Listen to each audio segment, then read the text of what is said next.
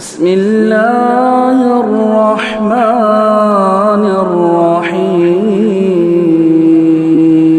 تمام قسم کی تعریف و توصیف، حمد و ثنا، بزرگی اور بڑائی، عظمت و کبریائی صرف اللہ وحدہ لا شریک کے لائق و زیبا ہے، جو تمام کائنات اور مخلوقات کا تنہا خالق اور مالک ہے۔ اور درود سلام اس کے تمام انبیاء کرام اور رسول علیہ السلام پر، خصوصاً ہمارے اور آپ کے آخر نبی محمد مصطفیٰ صلی اللہ تعالیٰ علیہ وآلہ وسلم پر، اور آپ کے اصحاب اور آل پر۔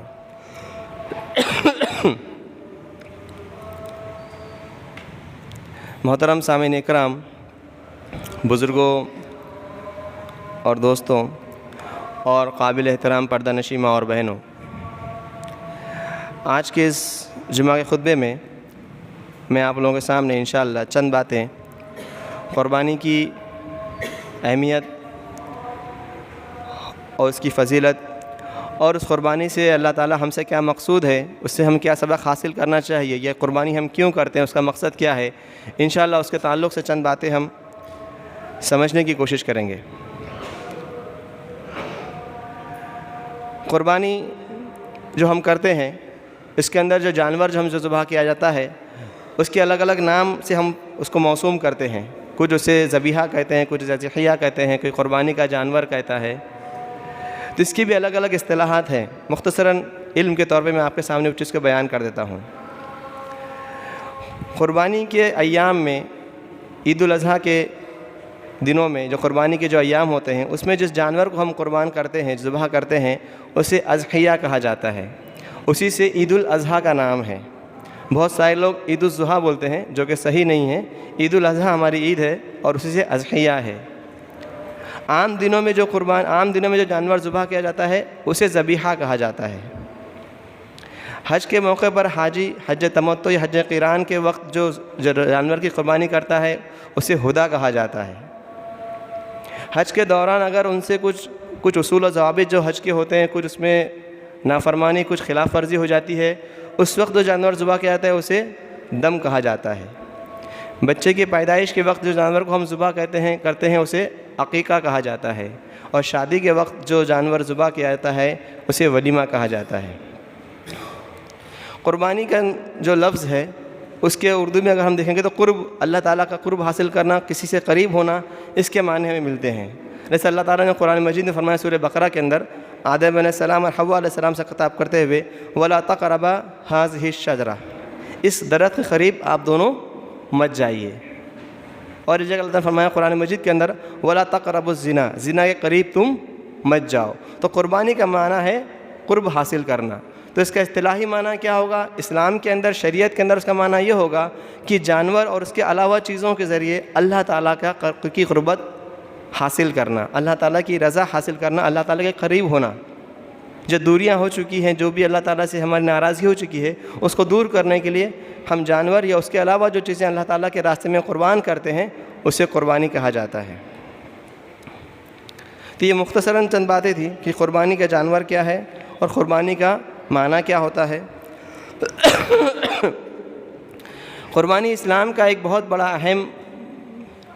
اہم رکن ہے اور بہت بڑا ایک عظیم الشان شعار ہم کہتے ہیں۔ اس کے حکم کے بارے میں مختلف علماء کرام کے اقوال ہے۔ زیادہ راجح قول ہے کہ یہ سنت موقدہ ہے، کچھ علماء کرام اسے واجب بھی کہتے ہیں۔ یہ اتنا بڑا اسلام کا شعار ہے، اس سے ہم اسلام کی شان کہتے ہیں، اس سے مسلمانوں کا شعار ہے جو ہم اللہ تعالیٰ کے نزدیک قربانی پیش کرتے ہیں۔ اور یہ قربانی کا معاملہ اتنا قدیم ہے جتنی قدیم انسان کی تاریخ ہے۔ جب سے آدم علیہ السلام اس دنیا میں آئے ہیں، اس کے بعد سے یہ قربانی کا ہم دیکھتے ہیں کہ چلن ہے، اس کا رواج ہے۔ اللہ تعالیٰ کو یہ قربانی اس وقت سے محبوب ہے، اس وقت سے اللہ تعالیٰ نے یہ سنت کو، اس معاملے کو انسانوں کے لیے مشروع کیا ہوا ہے۔ جیسے کہ اللہ تعالیٰ نے قرآن مجید میں فرمایا ہے، وَاتْلُ عَلَيْهِمْ نَبَأَ ابْنِ آدَمَ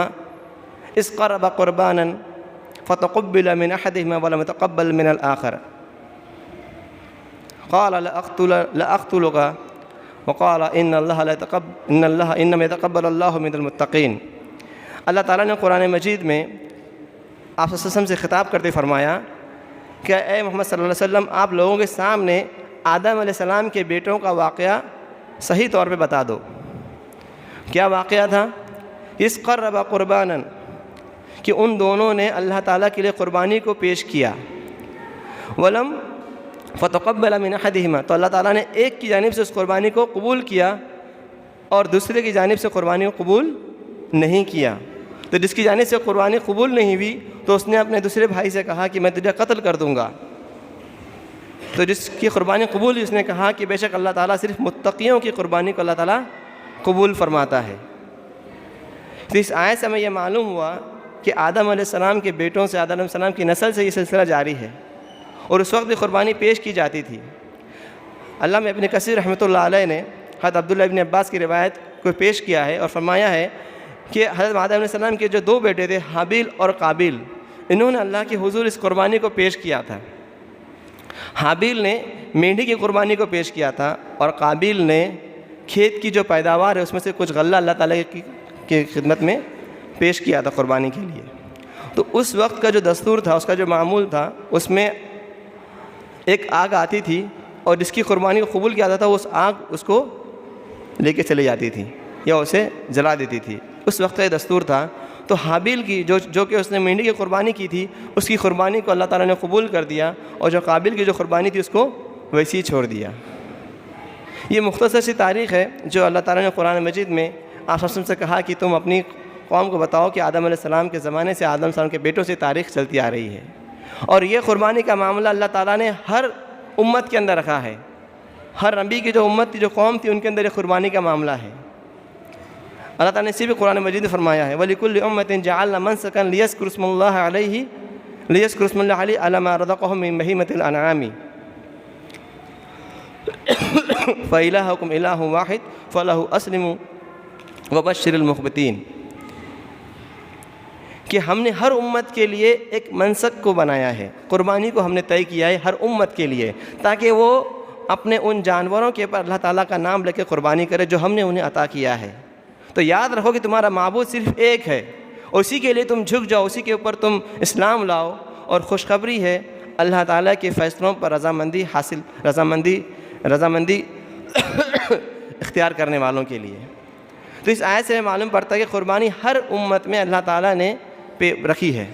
اب اس کے طور طریقے، اس کے انداز، اس کی شکل و صورت الگ الگ ہو سکتی ہے،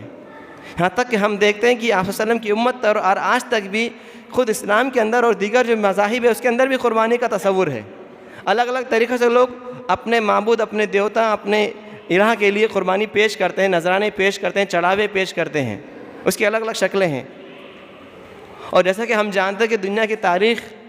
اس قربانی سے، اس جان نثاری سے، محبت سے، وفا سے بھری پڑی ہوئی ہے، لیکن اللہ عز و جل کو آپ خانوادہ ابراہیم، یعنی ابراہیم علیہ السلام کے خاندان ابراہیم علیہ السلام اور ان کی جو بیٹا ہے، ان کی جو قربانی اتنی پسند آئی کہ اللہ تعالیٰ نے اس قربانی کو رہتی دنیا تک، قیامت تک کے لیے قائم کر دیا، اور اس کو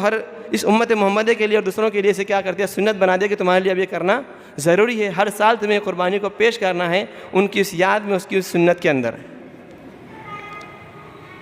اسی لیے اللہ تعالیٰ نے فرمایا کہ تمہارے لیے ابراہیم علیہ السلام کی جو اسوہ ہے، لَقَدْ كَانَ لَكُمْ فِي أُسْوَةٌ حَسَنَةٌ فِي ابراہیم، کہ تمہارے لیے ابراہیم علیہ السلام کی زندگی میں بہترین اسوہ ہے، کیونکہ ہم جانتے ہیں کہ ابراہیم علیہ السلام کی جو زندگی پوری کی پوری آزمائش، ابتلا، پریشانی اور مصیبتوں سے اللہ تعالیٰ کے حکم کی فرما برداری میں، خود بھی، اپنے اہل ویال کو بھی، اپنی اولاد کو بھی، اپنے بیوی کو بھی، ہر ایک کو انہوں نے اس کے لیے کیا کر دیا، قربان کر دیا۔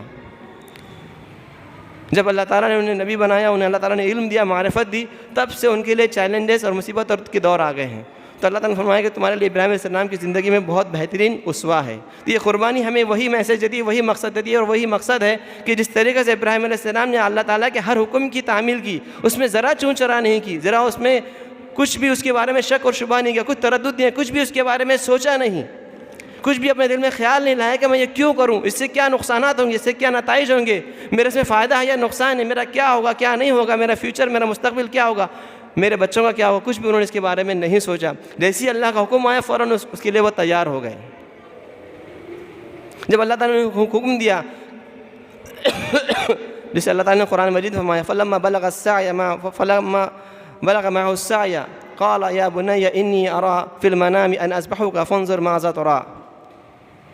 قَالَ يَا أَبَتِ افْعَلْ مَا تُؤْمَرُ وَسَتَجِدُونِي إِن شَاءَ اللَّهُ مِنَ الصَّابِرِينَ، کہ جیسے ہی ان کا بچہ جو اسماعیل علیہ السلام ہے ان کے ساتھ دوڑنے لگا، مطلب چلنے پھرنے کی عمر کو وہ جب آ گیا، تھوڑا سا اس کے اندر لڑکپن آ گیا، تھوڑا سا وہ جب بڑا ہو گیا، جب باپ کو لگتا ہے کہ میرا جو چراغ ہے، میرا جو بچہ ہے جو بڑا ہو چکا ہے، جو اس کے بڑھاپے کا سہارا ہوتا ہے، جو اس کی پریشانی میں اس کا ساتھ پکڑنے والا ہوتا ہے، اس کی مصیبت میں اس کا ساتھ دینے والا ہوتا ہے، اس کی خوشی اور غم میں ساتھ دینے والا ہوتا ہے، اس وقت اللہ نے فرمایا کہ اس وقت اللہ تعالیٰ فرماتے ہیں کہ انہوں نے کہا اپنے بیٹے سے کہ میں نے خواب میں دیکھا کہ میں تجھے ذبح کر رہا ہوں، اے میرے بیٹے اب تو بتا تیری کیا رائے ہے۔ تو باپ کا کردار بھی دیکھیے، بیٹے کا معاملہ بھی دیکھیے، وہ بیٹے سے پوچھ رہا ہے کہ اللہ تعالیٰ نے ایسا حکم دیا ہے کہ تیری رائے کیا مجھے بتا، تو بیٹا بھی کیسا ہے سنیے، یا ابت افعل ما تؤمر ستجدونی ان شاء اللہ من الصابرین، کہ اللہ اے ابا جان آپ وہ کر گزریے جو بھی کچھ اللہ تعالیٰ نے آپ کو حکم دیا ہے، جیسا کچھ بھی حکم دیا ہے اس میں اپنی عقل نہیں لڑائی، کچھ بھی نہیں کہا کہ ایسا کریں گے ویسا کریں گے، اب کریں گے بعد میں کریں گے، جو کچھ بھی اللہ نے تمہیں حکم دیا ہے آپ کر گزریے، آپ بے شک مجھے صبر کرنے والوں میں سے پائیں گے۔ اور وہ پھر ابراہیم تھے، اور اس کے آگے اللہ تعالیٰ فرماتا ہے فَلَمَّا أَسْلَمَ وَتَلَّهُ الْجَبِينُ وَنَادَيْنَاهُ أَن يَا إِبْرَاهِيمُ قَدْ صَدَّقْتَ الرُّؤْيَا إِنَّا كَذَلِكَ نَجْزِي الْمُحْسِنِينَ، کہ وہ جب دونوں تیار ہو گئے، دونوں باپ اور بیٹے جب تیار ہو گئے اور اپنے بیٹے کو جب انہوں نے لٹا دیا پیشانی کے بل، تب اللہ تعالیٰ نے آواز دی وَنَادَيْنَاهُ أَن يَا إِبْرَاهِيمُ قَدْ صَدَّقْتَ الرُّؤْيَا إِنَّا كَذَلِكَ نَجْزِي الْمُحْسِنِينَ، کہ ابراہیم ہم سے تمہارے بیٹی کی قربانی مقصود نہیں تھی، ہم تو دیکھنا چاہتے تھے کہ تم ہمارے حکم کے اوپر، ہمارے اس امر کے اوپر، ہمارے اس قول کے اوپر تم اپنے بیٹے کو قربان کر سکتے ہو یا نہیں کر سکتے ہو، تم نے اپنے خواب کو سچ کر دکھایا، اور ایسے ہی ہم احسان کرنے والوں کو جزا بدلہ دیتے ہیں۔ تو یہ وہ قربانی تھی جو ابراہیم علیہ السلام نے اپنے بیٹے کے لیے دی، بیٹے کی قربانی دی اللہ تعالیٰ کے حکم کے اوپر، صرف ایک خواب کے ذریعے اللہ تعالیٰ نے بیان فرمایا، کیونکہ انبیاء کرام کے خواب بھی کیا ہوتے ہیں، شریعت کا حصہ ہوتے ہیں، وہ بھی اللہ تعالیٰ کے حکم ہوتے ہیں جس کے اوپر عمل کرنا ضروری اور لازمی ہوتا ہے۔ اس خواب کے حکم کے ذریعے ابراہیم علیہ السلام نے فوراً اپنے بچے کو پوچھا، اور بچے نے بھی راضی ہو گیا، اور دونوں بھی قربانی کے تیار ہو گئے۔ تو قربانی ہم سے یہی چاہتی ہے کہ جو بھی اللہ تعالیٰ نے ہمیں حکم دیا ہے، جن چیزوں کو کرنے کا حکم دیا اس کو ہم منوان کرنے کی کوشش کریں، جو طریقہ جو شریعت میں جو سنت محمد یہ شریعت محمد اس کے مطابق ہم کرنے کی فوراً کوشش کریں، اس میں کہیں ذرا تاخیر نہ کریں، کوئی تعامل نہ کریں، کوئی چو چرا نہ کریں، آج سے کریں گے کل سے کریں گے، ایسا کریں گے ویسا کریں گے، یہ کر لیے تو کیا ہوگا وہ کر لیے تو کیا بالکل نہ سوچیں۔ جب آپ کو علم آ چکا ہے، جب آپ کے پاس اس کا میسیج پہنچ گیا، آپ کے پاس اس کا فرمان پہنچ گیا، آپ تک حدیث وعظ نصیحت قرآن کی آیت پہنچ گئی، اب ہمارے لیے ضروری ہے کہ ہم وہ کام کریں، اب ہمارے لیے کوئی گنجائش بچی ہوئی نہیں رہتی کہ ہم اس سے پیچھے رہیں۔ پھر وہ چاہے کوئی بھی معاملہ ہو اسلام کا، شریعت کا کوئی بھی معاملہ ہو، پھر ایک قربانی کا معاملہ ہو یا دیگر عبادات کا معاملہ ہو، ہر عمل کے اندر ایک مسلمان کا معاملہ یہی ہونا چاہیے، کیونکہ یہی چیز اس ابراہیم علیہ السلام نے پیش کی۔ وقت آیا تو قوم کو چھوڑ دیا، وقت آیا تو آگ میں کود گئے، وقت آیا تو بیٹے کو قربان کر دیا، وقت آیا تو بیوی کو صحرا میں چھوڑ دیا، ہر چیز کی قربانی انہوں نے کر دی، کچھ بھی انہوں نے نہیں سوچا کہ میرا کیا ہوگا، میرے بچوں کا کیا ہوگا، میرے اہل و عیال کا کیا ہوگا، میرے مستقبل کا کیا ہوگا، میرے بزنس کا کیا ہوگا، میرے کاروبار کا کیا ہوگا، معاشرے کا کیا ہوگا، لوگ کیا کہیں گے، قوم کیا کہے گی، کچھ انہوں نے سوچا نہیں ہے۔ لیکن آج ہم ان سب چیزوں کے اندر اتنے الجھے ہوئے، اتنے پریشان ہیں، اپنے خواہشات، اپنی پسندیدہ چیزوں کے اندر، اپنے ماحول کے اندر، اپنے لوگوں کے اندر، اپنی ضروریات کے اندر، اپنے بچوں اور اپنی بیویوں کے اندر اور اپنے گھر والوں کے ساتھ میں، کہ ہم اپنی خواہشات کو ترک کرنے کے لیے راضی نہیں ہیں۔ چھوٹا سا حکم دیا جاتا ہے اسے بھی کرنے کی ضرورت نہیں ہے۔ نوافل تو بہت دور ہے، فرائض کے اندر ہم کوتاہی کرتے ہیں۔ جتنے لوگ یہاں پہ جمعہ میں بیٹھے ہیں اتنے کبھی ہم نے فجر کی نماز میں آج تک نہیں دیکھے ہوں گے، سوائے رمضان کے مہینے میں۔ یہ تو فرائض کا معاملہ ہے، ہم اپنی نیند کی قربانی نہیں دے سکتے، ہم اپنی وقت کی قربانی نہیں دے سکتے، ہم اپنے تھوڑے سے مال کی قربانی نہیں دے سکتے، تو ہم اس سنت ابراہیمی کو کیسے ہم قائم کر سکتے ہیں؟ صرف جانور کو قربان کر دینا یہ صرف قربانی نہیں ہے، وہ بھی ہم اس لیے کرتے ہیں کہ ایک آسان طریقہ ہے، پیسے دے دو، جانور آیا تھا حصے لے لو، یا چھوٹا سا جانور لے لو ذبح کر دو، بہت آسان اس کو ہم سمجھ لیتے ہیں۔ ایک ذمہ داری سال بھر میں ایک بار آتی ہے، لیکن اس ذمہ داری کو یہ ایک یاد ہے، ایک سنت ابراہیمی ہے، اس جانور کو قربان کر کے یہ میسج دیا جاتا ہے کہ اس جانور کی آج ہم قربانی کریں، لیکن اللہ عز و جل کل تو ہمارے جان کی، مال کی، اپنے اولاد کی قربانی چاہے گا تو ہم بالکل پیش کریں گے، اس کے لیے ذرا بھی ہم پیچھے نہیں ہٹیں گے، ذرا بھی تعامل نہیں کریں گے۔ یہ میسیج، یہ پیغام اللہ تعالیٰ ہمیں دینا چاہتا ہے، اور یہ قربانی کر کے اگر ہمارا یہ مقصد اگر حاصل نہیں ہوتا ہے تو یہ اللہ تعالیٰ کے نزدیک ہماری قربانی کوئی قابل قبول نہیں ہے، کیونکہ اللہ تعالیٰ نے فرما دیا قرآن مجید کے اندر لن ینال اللہ لحومها ولا دماؤها ولکن ینالہ التقوی منکم، کہ اللہ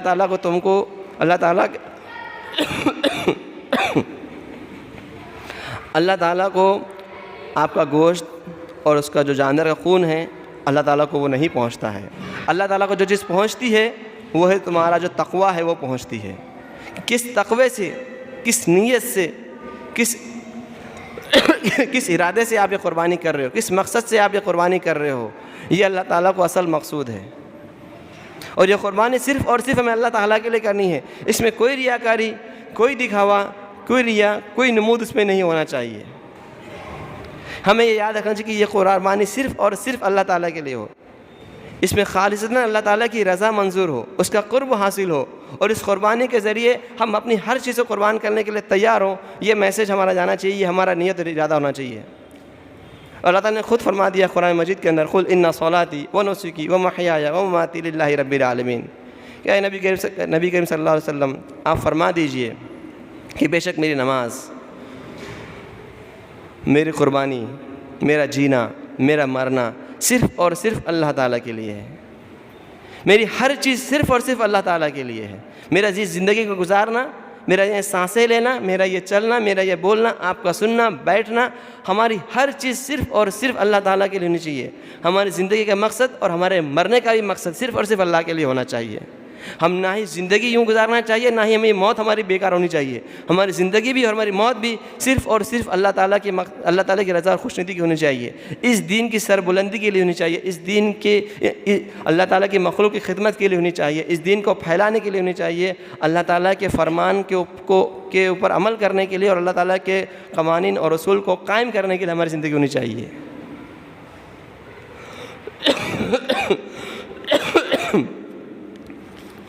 تو اس چیز کو ہمیشہ ہمیں یاد رکھیں کہ ہم یہ قربانی کیوں کریں. اگر اس قربانی میں ذرا سے بھی ریاکاری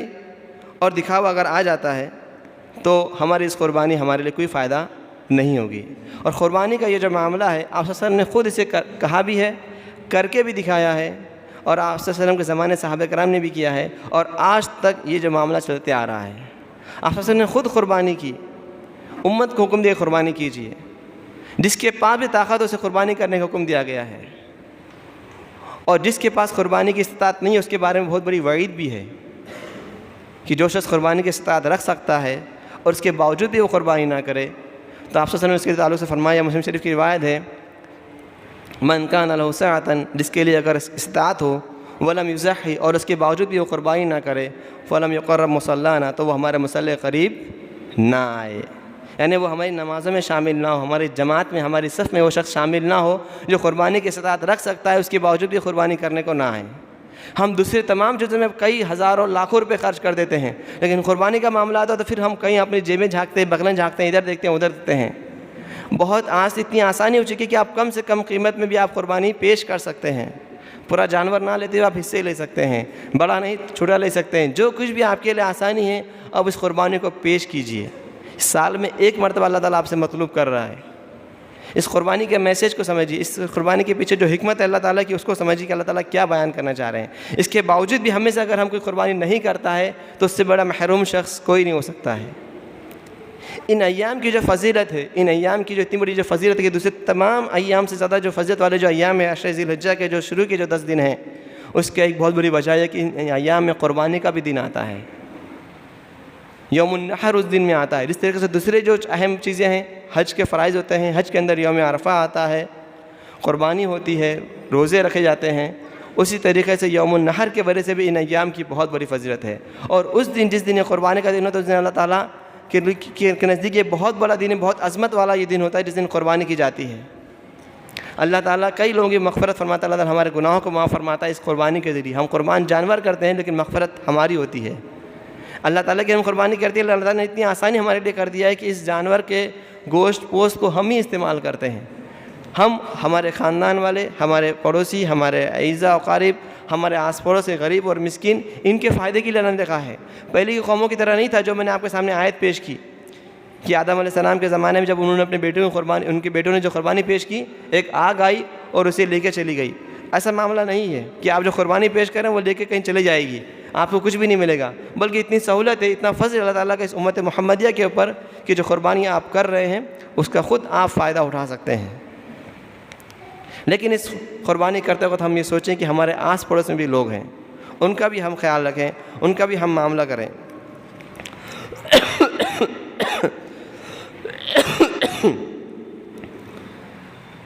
اللہ تعالیٰ نے قرآن مجید فرمایا ہے کہ فَكُلُوا مِنْهَا وَأَطْعِمُوا الْبَائِسَ الْفَقِيرِ کہ تم اس قربانی سے خود بھی کھاؤ اور جو غریب لوگ ہیں، جو فقیر لوگ ہیں، ان کو بھی تم کھلاؤ، ان لوگوں کو بھی کھلاؤ جو کہ صبر کرنے والے ہیں، جو مانگتے نہیں ہیں۔ وَأَطْعِمُوا الْقَانِيَ الْمُعْتَرَ کے بارے کے الفاظ بھی آئے ہیں۔ اور مسلم شریف کی روایت ہے کُلُوا وَادَّخِرُوا وَتَصَدَّقُوا کہ تم خود کھاؤ، ذخیرہ اندوزی بھی کرو اور صدقہ بھی کرو۔ یعنی قربانی کا جو جانور ہے ہم خود استعمال کر سکتے ہیں، ہمیں ضرورت ہے تو ہم اس کے لیے جمع بھی کر سکتے ہیں، اور اگر ہمارے پاس غریب لوگ ہیں، مسکین لوگ ہیں، رشتہ دار ہیں تو ہم ان کے درمیان سے صدقہ بھی کر سکتے ہیں۔ تو یہ جو قربانی ہے یہ خود ہمارے لیے ہم اس کا فائدہ اٹھاتے ہیں، لیکن اس کے ذریعے ہم جو اللہ تعالیٰ چاہتا ہے اسے ہم سمجھنے کی ہمیں ضرورت ہے کہ اللہ تعالیٰ ہمیں کیوں چاہتا ہے، اس کی کیا اہمیت ہے، اس کو ہم سمجھنے کی ضرورت ہمیشہ ہمیں چاہیے کہ یہ قربانی کیوں اللہ تعالیٰ چاہ رہے اس جانور کے ذریعے۔ تو بالکل ہم قربانی کریں، جس کے پاس جو کچھ ہو سکتا ہے بالکل کریں، کہیں پر کچھ وسائل نہیں تو وسائل کا انتظام کریں، لیکن ہم قربانی کرنے کی ہم کوشش کریں۔ ہم میں سے کوئی بھی شخص اس میں پیچھے نہیں ہٹنا چاہیے۔ 3000 4000 5000 روپے کے لیے کوئی بھی انسان کہیں سے بھی اس کا انتظام کر سکتا ہے، لیکن ہم میں سے ہر شخص چاہے کہ وہ کچھ نہ کچھ قربانی لے، قربانی کے جانور میں حصہ لے کم سے کم، لیکن قربانی کے اللہ تعالیٰ کے حضور پیش کریں۔ اتنا بھی اگر ہم نہیں کر سکتے تو ہم سے زیادہ بدنصیب کوئی نہیں ہو سکتا۔ دوسرے مذاہب میں کیا کیا نہیں ہم جانتے ہیں، کیسے کیسے فضول چیزیں ان کے اندر ہے، کیسی کیسی واہیات چیزیں ان کے اندر ہیں، کیا کیا وہ نہیں کرتے ہیں، جس کا کچھ فائدہ نہیں ہے، دنیا میں بھی نہیں ہے اور آخرت میں نہیں ہے۔ اس کا فائدہ آپ کو دنیا میں بھی ہے اور آخرت میں بھی ہے۔ تو اللہ تعالیٰ کے نزدیک قربانی کریں، اور اس قربانی میں یاد رکھیں صرف اور صرف اللہ کے لیے کریں۔ یہ کوئی بھی عمل ہم اللہ کی خوشنودی کے علاوہ کریں گے تو اللہ تعالیٰ سے قبول نہیں فرمائے گا، یہ یاد رکھیے۔ اس میں ذرا سی بھی ریاکاری آ گئی ہے، ذرا سے بھی دکھاوا آ گیا تو اللہ تعالیٰ بالکل قبول نہیں فرمائے گا۔ ہم دیکھتے ہیں کہ آج سیلفی کا دور ہے، آج فوٹو شوٹنگ کا، ویڈیو کا دور ہے۔ لوگ دیکھتے ہیں کہ ہم فوٹو نکال رہے ہیں اپنے جانوروں کی، اپنے اضحیہ کی تصویر نکال رہے ہیں، واٹس ایپ پہ پھیلا رہے ہیں، یہ کر رہے ہیں، وہ کر رہے ہیں، ہم نے یہ لیا، تم نے وہ لیا، کہ یہ اتنے ہزار کا ہے، وہ اتنے ہزار کا ہے۔ یہ کیا آپ ثابت کرنا چاہ رہے ہیں؟ یہ آپ کی قربانی ہے۔ ابراہیم علیہ السلام نے جو قربانی کیا وہ کیا دکھاوے کے لیے کیا تھا؟ انہوں نے کیا لوگوں کو بتایا کہ میں اپنے بیٹی کی قربانی اس لیے کر رہا ہوں کہ سب کے سامنے انہیں کرنے گئے تھے؟ آپ کس کی تاریخ کو دہرانا چاہتے ہیں؟ کس کی تاریخ میں ہم یہ کر رہے ہیں اس کو آپ تھوڑا تو سوچیے کہ ابراہیم علیہ السلام نے کس چیز کی قربانی پیش کی تھی، اور ہم آج ہمارے جانور کے ساتھ کیا کر رہے ہیں؟ ہم کیا ریاکاری اور دکھاوا کرنا چاہ رہے ہیں؟ ہم کیا اس کا ڈھنڈورا پیٹنا چاہ رہے ہیں؟ تھوڑا سا سوچیے، تھوڑا سا دماغ لگائے، تھوڑے سے عقل والوں کی طرح کام کیجیے، ورنہ آپ کی یہ محنت، آپ کا یہ پیسہ، آپ کا یہ وقت پورا کی پورا ضائع ہو جائے گا۔ اس میں کوئی ریاکاری، کوئی دکھاوا، کوئی ریا نمود نہیں ہونا چاہیے۔ یہ صرف اور صرف اللہ تعالیٰ کے لیے ہم نے یہ کام کرنا چاہیے۔ اور اس قربانی کے ذریعے جو میسیج ہے کہ ہم تمام غلط خواہشات کو ہم ترک کر دیں گے۔ جو بھی کچھ ہم سے ہو رہا ہے، جو بھی کچھ ہم سے غلطیاں ہو رہی ہیں، کوتاہیاں ہو رہی ہیں، ہم ان تمام چیزوں کو ہم چھوڑنے کا عزم کریں، ارادہ کریں۔ اور جس طریقے سے قربانی کے جانور کے کچھ اصول ہیں کہ جانور کیسا لینا ہے، اس سے کچھ شرائط ہیں کہ وہ لنگڑا نہ ہو، لولا نہ ہو، اندھا نہ ہو، بہرا نہ ہو، کمزور نہ ہو، بیمار نہ ہو۔ تو سوچئے جب اللہ تعالیٰ قربانی کے جانور کے لیے شرائط رکھ رہا ہے کہ جانور اچھا ہونا چاہیے، جانور صحیح سالم ہونا چاہیے، ہو سکے تو موٹا تازہ ہونا چاہیے، لیکن اس کے اندر کوئی نقص اور عیب نہیں ہونا چاہیے۔ کمزور اور لاغر اور بیمار جانور اللہ تعالیٰ نے پسند کیا ہے کیا؟ نہیں پسند کیا ہے۔ تو آپ لوگ یہی معاملہ دوسری عبادت کے لیے بھی ہے کہ ہم جب اچھے ہیں، ہمارے اندر جو طاقت ہے، قوت ہے، حوصلہ ہے، وقت ہے، تب اللہ تعالیٰ کو ہم وقت دیں، تب اللہ تعالیٰ کی ہم عبادت کریں، تب اللہ تعالیٰ کے لیے اپنا پیسہ خرچ کریں، اپنی جان مال خرچ کریں۔ یہ نہیں کہ جب ہم بیمار ہو جاتے ہیں، پریشانی میں آ جاتے ہیں، بستر پر پڑے ہوئے رہتے ہیں، کمزور ہو جاتے ہیں، بوڑھے ہو جاتے ہیں، اب ہمیں لگتا ہے کہ ہماری اب ٹانگ جو ہے قبر میں لٹک رہی، تب ہم اللہ تعالیٰ کی عبادت کریں، تب اللہ تعالیٰ کو یاد کریں، تب ذکر و اذکار میں مصروف ہو، تب اللہ تعالیٰ کو وہ عبادت اتنی مقبول نہیں ہوگی جتنی مقبول آپ صحیح سالم حالت میں، جب آپ کے پاس قوت ہے، صلاحیت ہے، عقل ہے، دماغ ہے، فہم ہے، جوانی ہے، مال ہے، تب اللہ تعالیٰ کو عبادت زیادہ مقبول ہے۔ تو یہ جانور کے لیے اس طریقے سے شرائط اللہ تعالیٰ نے رکھا ہے، کیونکہ اللہ تعالیٰ نے فرمایا کہ لن تنالوا البر حتى تنفقوا مما تحبون، کہ تم نیکی کو نہیں پا سکتے جب تک کہ تم اس چیز کو خرچ نہ کرو جو تمہیں پسندیدہ ہو۔ تو اللہ تعالیٰ پسندیدہ چیزوں کو پسند کرتا ہے، لیکن ہم کیا کرتے ہیں؟ قربانی کا معاملہ ہو، خیرات کا معاملہ ہو، کسی کو دینے کا معاملہ ہو، تو جب بچ جاتا ہے تب ہم دیتے ہیں۔ خراب ہونے کو آتا ہے تب دیتے ہیں، پرانی چیز ہوگی تب دیتے ہیں۔ اچھی چیز جو ہمیں خود پسند ہے، جو ہم اپنے لیے اختیار کرنا چاہتے ہیں،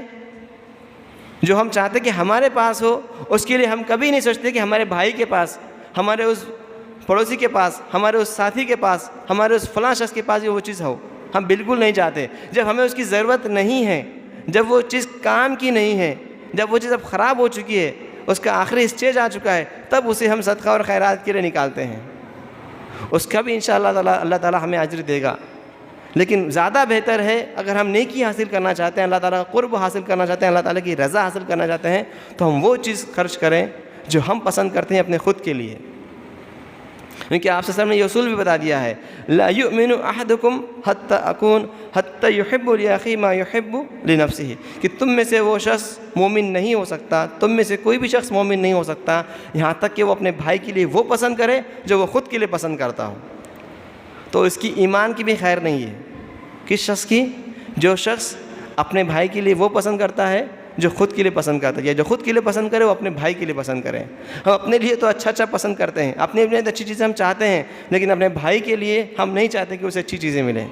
جب وہ چیزیں خراب ہو جائیں، بیکار ہو جائیں، فرسودہ ہو جائیں، تب ہم اس کے لیے کرتے ہیں۔ یہ معاملہ نہیں ہونا چاہیے۔ ہمیں اسے خیال رکھنا چاہیے کہ ہم جب بھی صدقہ و خیرات کریں، جب بھی کوئی چیز ہم دیں تو بہتر سے بہتر چیز ہم دینے کی کوشش کریں، اچھی سے اچھی چیز دینے کی کوشش کریں۔ اس کے ساتھ اگر آپ کے پاس کچھ پرانی چیزیں ہیں وہ بھی آپ دینا چاہتے ہیں تو اچھی بات ہے، لیکن محض خراب چیزیں، بچا ہوا کھانا، بیکار کھانا، بچی ہوئی چیزیں، خراب چیزیں، یہ ہم لوگوں کو نہ دیں۔ لوگ بھی پھر آپ سے متنفر ہو جاتے ہیں، انہیں بھی لگ جاتا ہے کہ یہ ان کے پاس بچا ہوا ہے وہ ہم کو دیتے ہیں، ہم اتنے غیرے ہیں کیا، ہم ایسے اور ویسے ہیں کیا۔ وہ آپ کے قریب آنے کے بجائے، آپ کے احسان مند ہونے کے بجائے آپ سے دور چل جاتے ہیں۔ آپ کے سامنے تو شاید نہ کہیں لیکن آپ کے پیچھے کہیں گے، اور اگر اس کے اندر ہمت ہوگی تو آپ کے سامنے بھی بول دے گا کہ آپ ہمیں کیا دے رہے ہیں، کیا سمجھ کے آپ نے رکھا ہے۔ تو ہم کوشش کریں کہ اچھے سے اچھی چیز ہم دینے کی کوشش کریں، لوگوں کی وقت پر ان کی ضروریات کو پوری کرنے کی کوشش کریں۔ اس قربانی کے موقع پر جو اللہ تعالیٰ نے ہمیں جو عید دی ہے، جو انشاءاللہ 2 دن کے بعد ہوگی، جو خوشی ہم منائیں گے، جو قربانی کی یاد جو ہم تازہ کریں گے، جو جانور کو ہم ذبح کریں گے، ہم اس سے جو خود فائدہ اٹھائیں گے، ہمارے اہل و عیال، ہمارے دوست احباب، ہمارے رشتہ دار اور ہمارے آس پاس والے جو فائدہ اٹھائیں گے، تو ہم اس وقت ہمارے ان مسلمان بھائیوں کی بھی ہم یاد کریں جو مظلوم ہیں، جو پریشان ہیں، جو فساد سے متاثر ہیں، جو جیلوں میں قید بند ہیں، جو پریشان حال ہیں۔ ہم ان لوگوں کی بھی یاد کریں، ان کا بھی خیال کرنے کی کوشش کریں، ان کے لیے کم از کم دعائیں خیر تو کریں، اپنی ہر خوشی میں ان کے بارے میں بھی ہم دعا کریں، اور ہمارے اگر آس پڑوس میں وہ لوگ ہیں تو بالکل ہم ان کی مدد کریں، ان کے قریب جائیں، ان کے پریشانیوں کو دور کرنے کی کوشش کریں، اور ان کے لیے بھی کچھ نہ کچھ ہم معاملہ ان کے لیے طے کریں، ان کو کبھی ہم نہ بھولیں، کیونکہ یہ جو بھی نعمتیں ہمیں اللہ تعالیٰ دے گا اس کا ہمیں شکر بھی ادا کرنا ہے۔ اللہ تعالیٰ کا ہمیں شکر ادا کرنا ہے کہ اللہ تعالیٰ نے ہمیں اس حال میں رکھا کہ ہم سکون سے، امن سے ہیں، اور قربانی ہم امن سے کر رہے ہیں۔ جس جانور کی ہم چاہتے ہیں اس جانور کی قربانی ہم کر سکتے ہیں، کیونکہ ہم اور آپ بخوبی جانتے ہیں کہ کچھ سال پہلے کیسے حالات تھے کہ ہم چاہ کر بھی جو جانور ہم ذبح کرنا چاہتے ہیں اس کی ہم قربانی نہیں کر سکتے تھے، کتنے مسائل سے ہم درپیش ہو رہے تھے۔ اس سے پہلے کیسے حالات تھے کووڈ کے ٹائم پہ ہم کو پتہ ہے۔ جو کچھ بھی حالات آج ہمیں میسر ہیں اس پہ ہمیں اللہ تعالیٰ کا شکر ادا کرنا چاہیے، ان اوقات کا ہمیں فائدہ اٹھانا چاہیے، جتنا ہو سکے اتنا ہمیں عبادت کرنی چاہیے، جتنا ہو سکے اللہ کی رضا کے لیے ہم کام کرنا چاہیے، اس کا شکر ہمیں ادا کرنا چاہیے، اسے ہم یوں ہی ضائع نہیں کرنا چاہیے۔ ورنہ وہ وقت بھی ہم نے دیکھا ہے کہ ہمارے گھر سے نکلنا 2 بار ہو گیا تھا، ہم ہمارے کام کے لیے خود نہیں جا سکتے تھے، ہم جس چیز کے مالک تھے اس کے اوپر ہمارا آج تصرف نہیں تھا، ہم نے وہ وقت بھی دیکھا ہے، ویسے وقت بھی اللہ تعالیٰ نے ہمیں دکھایا ہے۔ تو ان اوقات کو غنیمت جانیں، آپ کی صحت کو غنیمت جانیں، آپ کے مال کو غنیمت جانیں، اور اس کا صحیح ہم کام کرنے کی ہم کوشش کریں۔